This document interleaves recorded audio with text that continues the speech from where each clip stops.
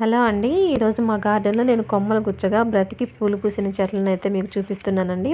ఈ yellow colour చామంతి అయితే నేను కొమ్మే గుచ్చానండి. ఒకే కొమ్మ ఇది బ్రతికి చక్కగా మొగ్గలొచ్చి కొన్ని పూలైతే పూసింది. అలాగే ఈ పక్క చూసినట్లయితే ఇది వైట్ చామంతి అండి.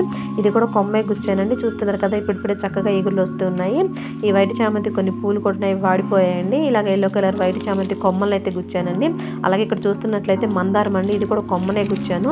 ఈ కొమ్మ కూడా చక్కగా బ్రతికిందండి. చూస్తున్నారు కదా ఈ మందారపు కొమ్మ ఇటు సైడ్ ఒకటి అటు సైడ్ ఒకటి నాటని ఇది చిన్న చామంతి చెట్టు అండి.